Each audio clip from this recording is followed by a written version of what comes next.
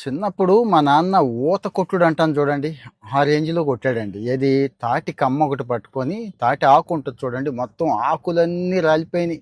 ఈ వీడియో మా వాళ్ళు కూడా చూస్తూ ఉంటారు. అయినా పర్లేదండి. ఏది ఇంటి చుట్టూ తిప్పిచ్చి అందులో తాటాకులు మొత్తం రాలిపోయేదాకా కొట్టాడండి. అప్పుడు నేను సెవెంత్ క్లాసో, ఎయిత్ క్లాసో అన్నట్టు. సరే ఎందుకు కొట్టాడు ఏంటి అనేది చెప్పేస్తాను.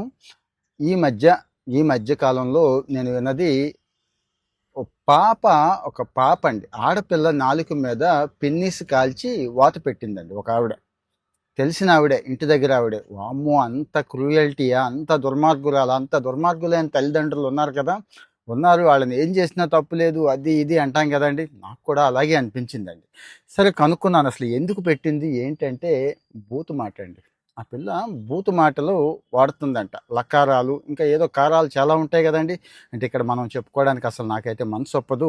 పోయినియి. నాకు కూడా చిన్నప్పుడు ఉండే అలవాట్లు మన బ్యాచ్ అలాంటి బ్యాచ్ కదా! గోళీలు, గోటి బిళ్ళ బ్యాచ్ ఉండేది.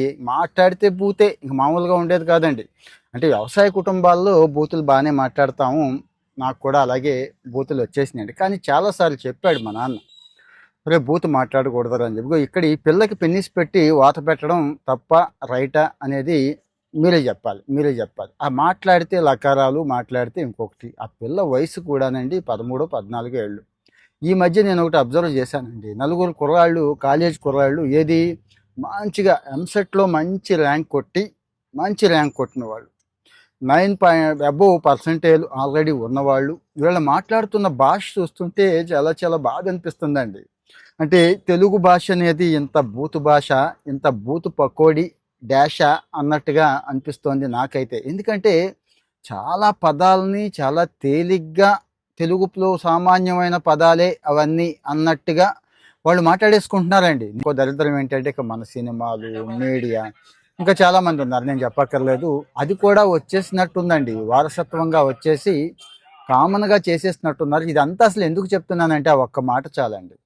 మనిషి విలువ మొత్తం పోగొట్టడానికి ఒక్క మాట చాలని చెప్పి ఆ రోజు మా నాన్న ఆ తాటి మట్ట మొత్తం చివరి ఆకు చిరిగిపోయేదాకా కొట్టాడు. ఈరోజు కూడా నాకు బూతు మాటలు అనేవి దెబ్బ కంట్రోల్ అయిపోయినాయండి. ఇప్పుడు చెప్పండి, అంటే అందరినీ కొట్టమని కాదు కానీ నా ఉద్దేశం ఇక్కడ ఫోకస్ పెట్టండి.